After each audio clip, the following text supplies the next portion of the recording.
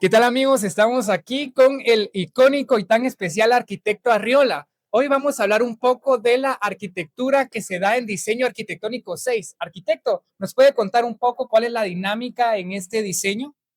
Bueno, vean, este diseño lo que busca es un diseño de rompimiento.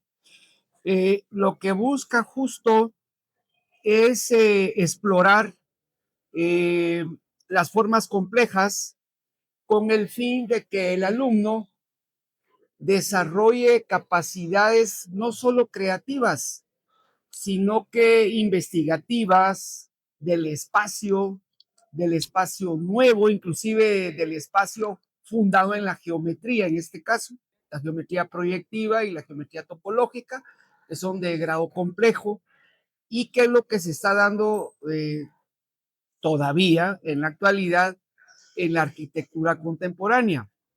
Y así de esta manera poder dar una explicación a partir de su propia experiencia en manipular los conceptos y aplicar los conceptos para poder comprender la arquitectura que hacen arquitectos de renombre como Zaha Hadid, como, en fin, como Frank Gehry. Bueno, menciono dos por mencionar, pero son ya varios los que están en este tipo de tendencia, ¿no? Y bueno, creo que para ser un país pobre como el que tenemos, Guatemala es un país subdesarrollado todavía, y tener una universidad que aunque no sea pobre, sea rica en conocimiento, pero con escasos recursos, obviamente, poder partir creativamente con los recursos que estén a las posibilidades del estudiante que está en esta facultad y poder desarrollar cosas que provoquen a los mismos estudiantes maravillarse de sus capacidades. Yo creería que eso es lo que se busca y que a la vez también, sin mencionar a esos grandes arquitectos que tenemos ahorita contemporáneos que hacen grandes obras, por ellos entender, por ellos tener un diálogo, ¿sí?, entre su capacidad y su respuesta, y posteriormente comparar con esos arquitectos para ver si ese diálogo sigue ese mismo camino, similar o más sencillo. Obviamente que esto es complicado porque la propuesta era cómo se puede enseñar arquitectura contemporánea con pocos elementos o con elementos que estén al acceso económico, financiero, los materiales, ¿sí? Que el alumno que venga, de donde venga, del sector social de donde venga, pueda acceder a ese conocimiento. Como derecho que la Universidad de San Carlos debe de brindar a la sociedad guatemalteca. Ay, muchas gracias, arquitecto. Nos sentimos muy honrados de estar aquí. Y como usted lo hace mención, ¿verdad? Sin duda las maquetas que se generan aquí provocan. ¿Nos pudiera mostrar usted un poco acerca de Claro. estas maquetas y explicarnos tal vez un poco más a fondo cuál es la esencia de lograr estas geometrías? Sí, la esencia de estas geometrías es trabajar eh, con las diagonales, y sobre todo al trabajar con las diagonales, como en este caso, le vamos a llamar geometría proyectiva, porque justo esta geometría está fundada en la perspectiva, pero no está fundada en el resultado de la perspectiva, de un edificio en perspectiva, sino que está fundada en la geometría que se utiliza en la perspectiva y que es partiendo de un punto de fuga, sí, la convergencia hacia un punto de fuga y la divergencia. Esto nos hace, obviamente, entrar en estructuras que son cerchas, en un juego de cerchas y que van en todos los sentidos, o sea, un juego de cerchas aperspectivadas que no siguen exactamente un punto de fuga específico ya como forma, sí, pero sí siguen vamos a decir que la conceptualización geométrica propia de la perspectiva, respetando las puntas como puntos de fuga y las divergencias, porque se van abriendo los elementos así, y convergen en estas puntas, ¿no? Y esto va creando interiormente una serie de relaciones estructurales que el estudiante aprende a que esto se rigidice en todos los sentidos. Esto nos da, por lo tanto, formas complejas que no tienen base y que el estudiante tiene que tener la búsqueda, ¿ya? Y en ese caso tienen esa capacidad de que nos permite verlas desde diferentes posiciones, ¿sí? Y se vuelven muy atractivas, al mismo tiempo tienen un sentido de velocidad, de energía, son muy enérgicas. Y la pregunta de siempre, ¿cómo? Y ese es el dilema, ¿no? ¿Cómo hacerlas? No solo construirlas, porque aquí tenemos una construcción, una maqueta que si la movemos, nos damos cuenta que tiene una rigidez. Pero ahora, ¿cómo la habitamos? Sí, claro. ¿Cómo vamos a colocar una función? ¿Qué de esto nos puede servir funcionalmente? ¿Qué de esto no? Y entonces se vuelve la lucha. Cuando estamos en un espacio euclidiano no tenemos ese problema porque es más fácil comenzar a tener medidas, pero este espacio se fuga de las medidas. Se fuga de las medidas, exactamente. Se fuga de las medidas porque no tiene una medida exacta. Esta medida va, con la convergencia va cambiando constantemente. Y esto matemáticamente va hacia el infinito. Va hacia el infinito. Porque en este punto para adelante es el infinito prácticamente, y que generalmente está asociada a los números irracionales, ¿sí? Que son infinitos, pues, ¿ya? Que no va nunca va a dividir un segmento, vamos a decir, en números enteros. Y al no dividirlo en números enteros, entonces entra la controversia. Obviamente, alguien podrá decir, bueno, pero es que eso no se puede construir y eso no se puede hacer, y bueno, total, podemos encontrar muchos sentidos críticos, pero probablemente no estamos buscando que el estudiante construya una estructura de estas a futuro en Guatemala. Lo que estamos buscando es intelectualmente, desde el punto de vista de la enseñanza, poner un dilema complejo de diseño. ¿Cómo habitar estas estructuras complejas?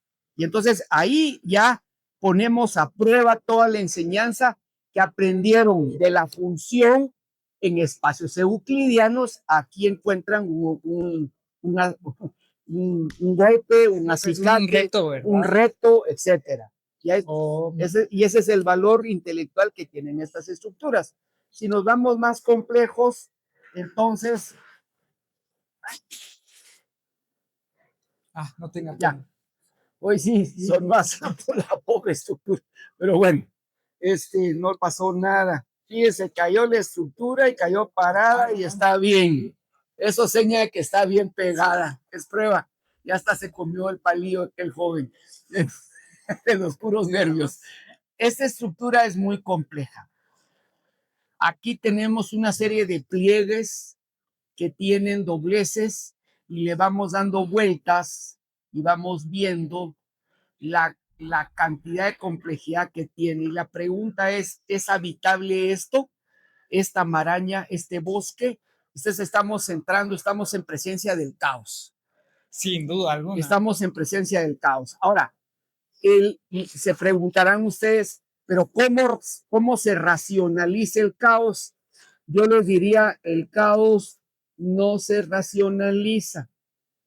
Se racionaliza nada más que quede bien estructurado, pero el caos se siente y al sentirse se va encontrando solución y la solución es eminentemente intuitiva, ¿sí?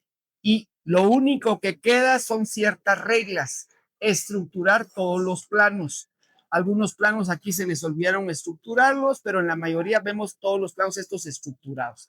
Los vemos estructurados y vemos estructuras adicionales que son exoestructuras con el fin de darle rigidez a todo el volumen y crear un volumen rígido, ¿sí? que se puede ver que es reversible, tiene la capacidad de ser reversible y se puede ver en muchos ángulos, de grado complejo. Por ahí se llevaron una estructura muy buena que hizo un joven que la hizo prácticamente solo con planos endo. Endo es que van hacia adentro, no se ven puntas que salen, estructuras anexas que salen, sino que todo va hacia adentro y eso tiene un grado de complejidad porque son quiebres y quiebres y quiebres. Y bueno, al principio le tienen un poco de temor, pero en la medida que van tomando seguridad en la construcción de este tipo de modelos, se va quitando ese miedo. Y podemos decir, ahora sí, sin equivocarnos, que todos tienen resultados buenos. Aquí no buscamos que el alumno medio entienda, sino que, perdón, buscamos que el alumno lo entienda bien. Aquí está la que se cayó, vean, no le pasó nada, pasó la prueba de fuego y entonces vemos cómo sí le faltó estructura esta un poquito en los planos, ya se ve que no la ha terminado del todo, pero comenzamos con esta, que es una estructura similar, y seguimos con el juego de planos. Luego, alguien dirá, pero ¿cómo es que de aquí van a pasar a que esto sea funcional? Bueno, para que sea funcional, entonces ya tiene que entrar un proceso de razón, en donde tenemos que checar primero, proyectar una planta.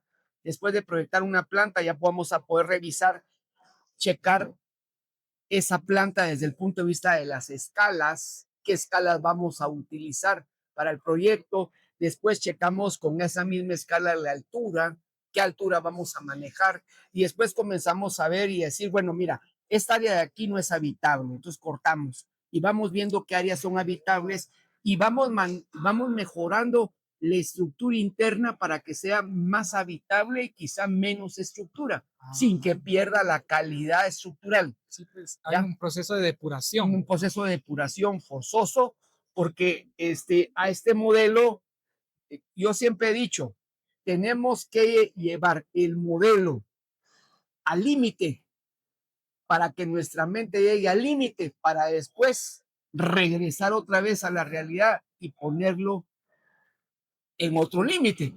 Pero si llegamos la mente al límite, eso ayuda a que las neuronas vayan creciendo y vayan desarrollando mayor creatividad, porque la complejidad, sí, el estímulo de la complejidad nos va haciendo que el cerebro cada vez más, cada vez más, cada vez más vaya hacia adelante y bueno, y resuelva este tipo de grados de complejidad. Claro, me dirá alguien, pues yo he visto unas más complejas, más grandes, no importa el tamaño que tengan, el tamaño solamente es una percepción que el alumno tiene de qué tan complejo lo quiere hacer, ¿ya? Pero esta chiquita tiene tanto grado de complejidad como la grande. ¿Ya? Yo diría que no hay, y claro, estamos entrando poco a poco en el caos, porque si ustedes se dan cuenta, no tiene exactamente un punto de fuga específico, tiene varios puntos de fuga, tiene muchas vistas y no sabe uno por dónde entrarle el problema. Y eso es lo que queremos provocar, que está tan saturada la estructura que entonces esto permite, como, al principio hay como rechazo y después tiene que haber un análisis cuidadoso para ver que, sin que se pierda lo atractivo de la forma, se llegue a una respuesta estética en cuanto a la forma, en cuanto a la estructura y en cuanto a la función. Oh, muchísimas gracias. Estética, estructura y función. Así es. Arquitecto, estamos encantados, de verdad, qué clase magistral nos ha regalado y nos sentimos muy contentos. Ahora ya entendemos un poquito más a fondo y sin duda, al menos a mí, me intimidaba, pero ahora que ya me explica cuál es ese trasfondo a nivel de riqueza, cómo es que también es un reto que afrontan todos los estudiantes para salir mejor preparados. Como usted ya lo menciona, no se, digamos, la intención primordial no es que se logre a construir al 100%, sino poner un reto mucho mayor, mucho más grande, un reto, como ya lo menciona, en una escala magnífica y que los estudiantes tengan esa cualidad de poder afrontarlo. Es un gran honor poder conversar con usted, arquitecto. Le agradecemos mucho por esa gran explicación. No sé si quisiera algunas palabras para finalizar esta grabación. Bueno, Sí, yo lo único que quisiera decir es que yo creo que en todos los campos del conocimiento, una universidad puede demostrar que con pocos recursos se puede hacer crecer, pero que con una actitud verdaderamente investigativa, creativa e innovadora se puede hacer crecer al estudiante y que no hay estudiante malo. ¿Ya? Yo siempre he dicho, no hay estudiante malo, más bien hay profesor no comprensible, ¿ya? O sea, uno tiene, yo he visto, yo me acuerdo muy bien un caso de una estudiante hace muchos años, no va a mencionar su nombre, que todos los profesores me dijeron, ella es conflictiva, ella aquí, ella allá, entonces, y se enferma mucho, quién sabe qué, entonces yo cuando la recibí le dije, ¿sabes qué? No te vas a enfermar, no te vas a enfermar y hazte la mente que no te vas a enfermar. ¿Por qué me dice eso? Bueno, porque me han dicho que tú te enfermas mucho y que yo no creo que seas ni mal estudiante y que te enfermas, te has de enfermar porque has creado un modelo que te permite, cuando ya no puedes con los estudios, te permite enfermarte y por el estrés seguramente traes, pero no te vas a enfermar. Yo te voy a echar la mano para que logres. Y resultó que la chica nos dio una propuesta muy creativa al final de ya no pegábamos, ella creó una propuesta en la que ya no, aquí pegamos ahora con pegamento y le echamos bicarbonato, este es Super Wonder con bicarbonato, pero ella creó una muy hermosa que era amarrada con alambre y amarraba, y todos los amarres los hizo con alambre, era una maravilla, parecía una maqueta japonesa. Y yo le dije, qué maravilla. Entonces mis compañeros me dijeron cuando vieron la maqueta, ¿y a poco la hizo ella? Ella la hizo. Entonces, no podían creer. Entonces, yo creo que no hay mal estudiante. Más bien, no hay estudiante como motivado. Con vocación. Exactamente, no, motivado. Los estudiantes tenemos que comprender, muchos de nuestros estudiantes que vienen a nuestra universidad, que vienen de condiciones familiares difíciles a veces, por diferentes razones, ¿ya? Entonces hay que entenderlas, hay que penetrar un poquito en esos mundos, comprenderlos y motivarlos a que verdaderamente pueden ellos dar más. Muchas gracias. Y se logra. Muchas gracias. Pues esta fue una pequeña pero gran clase magistral en la primera universidad de Centroamérica, la Universidad de San Carlos, cuarta a nivel latinoamericano. Muchas gracias, arquitecto. Nos sentimos muy honrados. Que Dios le bendiga. Un placer. Gracias, igualmente.